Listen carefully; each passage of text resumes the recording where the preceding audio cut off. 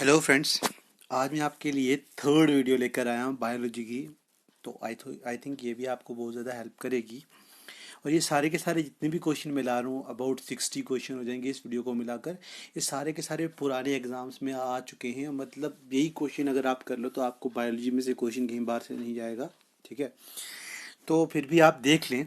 तो हमारा first question है कि ऐसी कौन सी विटामिन है जो एनिमल फूड के अंदर नहीं पाई जाती, मतलब इंसान के फूड के अंदर नहीं पाई जाती, वो विटामिन सी है, याद रखें। और ये सबसे ज़्यादा इंपॉर्टेंट होने वाली वीडियो, इसके ऊपर बहुत सारे क्वेश्चन, सॉरी विटामिन है, इसके ऊपर बहुत सारे क्वेश्चंस आते हैं। अगला है कि ऐसी कौन सी विटामिन है जो कोगुलेशन में, मतलब कोगुलेशन का मतलब हो गया ब्लड क्लॉटिंग। ठीक है, ब्लड क्लॉट करने में कौन सी विटामिन मदद करती है, और विटामिन के है, याद कर लें। ठीक है, उसके बाद हमारे पास आएगा which of the following is a good source of vitamin E. सबसे ज़्यादा विटामिन ई किसके अंदर पाई जाती है, फ्रेश वेजिटेबल्स।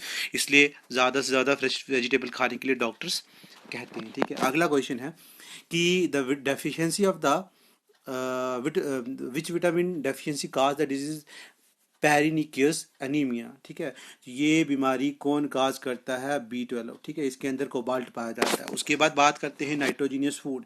नाइट्रोजीनियस फूड हमारा प्रोटीन होता है, याद रखें। उसके बाद बात करते हैं vitamin require cobalt for its activity, मतलब जिसके अंदर कोबाल्ट पाया जाए। जस्ट थोड़ी देर पहले बताया कि विटामिन B12 के अंदर कोबाल्ट पाया जाता है।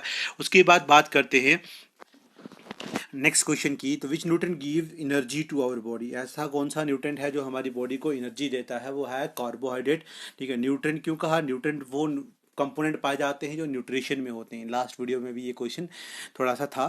ठीक है, तो ये मोस्ट इंपॉर्टेंट एनर्जी है हमारी बॉडी के। ठीक है, सबसे पहले सबसे ज़्यादा यही हमारी बॉडी को एनर्जी देती है। उसके बाद नेक्स्ट क्वेश्चन है हमारा, the vitamin mostly readily destroy in heat. अगर आप हीट में रखो तो, या हीट में जाओ, तो वो विटामिन हमारी बॉडी की डिस्ट्रॉय हो जाएगी। उसे हम विटामिन सी कहते हैं। क्या बोलते हैं, विटामिन सी, याद रखें। विटामिन सी, उसी का दूसरा नाम है एस्कॉर्बिक एसिड। ठीक है, ये दो तरह से 70 डिग्री से ज़्यादा टेम्परेचर दोगे, अगर आप किसी चीज़ को 70 डिग्री से ज़्यादा टेम्परेचर दोगे, ठीक है, 70 डिग्री से ज़्यादा टेम्परेचर, और या पील्ड पील्ड वेजिटेबल्स को आप क्या करो, पानी से दो, तो उसके अंदर से भी विटामिन सी निकल जाती है। याद रखें, पील्ड वेजिटेबल को धोने से भी पानी से निकल जाती है। ठीक है, अगला क्वेश्चन है, ऐसी कौन सी फाइबर डाइट है हमारे पास। फाइबर डाइट क्या होती है, सेल्यूलोज। ठीक है, ये क्वेश्चन लास्ट वीडियो में भी बताया था, ये 3-4 बार क्वेश्चन आ चुका है। ठीक है, अब बात करते हैं रिकेट्स बीमारी जो है किसकी डेफिशिएंसी की वजह से होती है, विटामिन डी। ये भी एक क्वेश्चन ही है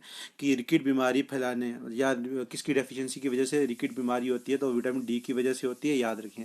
ठीक है, अच्छा, तो इसका मैन इफेक्ट किस जगह पे पड़ता है, बोन्स में, इंसान की बोन्स में, और बच्चों की बोन में ज़्यादा पड़ता है, ये याद रखें। बच्चों की बोन्स जो होती हैं वो सॉफ्ट होती हैं, वो बेंड हो जाती हैं, और किसकी कमी से बेंड होती हैं, वो होती हैं विटामिन डी की कमी से। इसलिए बच्चों को ज़्यादा से ज़्यादा विटामिन डी वाले कंपोनेंट वगैरह खिलाए जाने चाहिए, तो उनकी बोन वगैरह में प्रॉब्लम हो सकती है। ठीक है, दो चीज़ों की वजह से होती है, एक तो विटामिन डी, दूसरा कैल्शियम, याद रखिए। ठीक है, दो चीज़ों की कमी की वजह से इंसान की बोन में प्रॉब्लम आती है। बड़ों की बोन में भी आ सकती हैं, छोटों की बोन में भी आ सकती हैं, मगर बच्चों की बोन में ज़्यादा रहती हैं क्योंकि उनकी बोन सॉफ्ट होती है, और इंसान की बोन जो होती है वो हार्ड होती हैं क्योंकि कैल्शियम कार्बोनेट उनका एज के हिसाब से हार्ड हो चुका होता है। ठीक है, तो बात करें, एक कैल्शियम है, दूसरा विटामिन डी है, याद कर लें, ये भी लिख लें आप अपनी नोटबुक वगैरह में। ठीक है, नोट बना लें इसका भी। अब है कि अगर डिपोजिशन हो जाए यूरिक एसिड की, अगर डिपोजिशन हो जाए यूरिक एसिड की, यूरिक एसिड क्रिस्टल की हमारे जॉइंट्स वगैरह में, जोड़ों में अगर डिपोजिशन हो जाए यूरिक एसिड की, तो कौन सी बीमारी काज करेगा, आर्थराइटिस काज करेगा। क्या काज करेगा, आर्थराइटिस। ठीक है, आगे बात करते हैं limb bone of children. Just अभी मैंने ऊपर बताया कि किस विटामिन की कमी की वजह से जो लिम्ब बोन होती हैं, ठीक है, लिम्ब मतलब हमारे हो गए बाजू और लेग्स, उनको लिम्स कहते हैं। ठीक है, तो हमारी बाजू और जो टांगे हैं उनको आप क्या कहते हो, लिम्स। तो लिम्स बोन जो होती हैं वो बेंड हो जाती हैं, किसकी डेफिशिएंसी की वजह से, किस विटामिन की डेफिशिएंसी की वजह से होती हैं, विटामिन डी, और दूसरा कैल्शियम की कमी की वजह से भी हो सकती हैं। ठीक है, याद रखें। और चाय पीने की वजह से, मतलब ज़्यादा चाय और क्या कहते हैं उसे, कॉफ़ी पीने की वजह से विटामिन, सॉरी, कैल्शियम की कमी होती है। ठीक है, इसलिए चाय कम पिएं। डॉक्टर प्रेस्क्राइब कहते हैं कि चाय और कॉफ़ी के अंदर कैफ़ीन पाई जाती है, याद रखें। चाय और कॉफ़ी के अंदर कैफ़ीन पाई जाती है, और वो कैफ़ीन हमारी जो कैल्शियम है उसकी अब्जॉर्प्शन कम कर लेती है, जिसकी वजह से ये बीमारी भी हो सकती है। आगे बात करें, जस्ट मैंने पीछे एक क्वेश्चन पढ़ाया था आपको कि वास्ट ऑफ पील्ड वेजिटेबल, अगर हम वेजिटेबल्स को धोएं, ठीक है, पील्ड वेजिटेबल को धोएं तो कौन सी विटामिन रिमूव हो जाती है? तो विटामिन सी, जिसका नाम दूसरा क्या है? Ascorbic acid. याद रखें क्या दूसरा नाम है? एस्कॉर्बिक एसिड, ठीक है, वो क्या होगा? रिमूव हो जाता है। नेक्स्ट क्वेश्चन है the deficiency of vitamin B caused, अगर इंसान को बी विटामिन की डेफिशिएंसी हो जाएगी तो कौन सी बीमारी काज होती है? बेरी, ठीक है, बेरी काज होती है। ये इंसान के नर्वस सिस्टम पे अफेक्ट करती है, ठीक है, इंसान के नर्वस सिस्टम पे अफेक्ट करती है। और सिम्टम, इसकी निशानियां क्या हैं? फैटिग होगा और कार्डियोवास्कुलर सिस्टम डिस्टर्ब हो जाता है, ठीक है।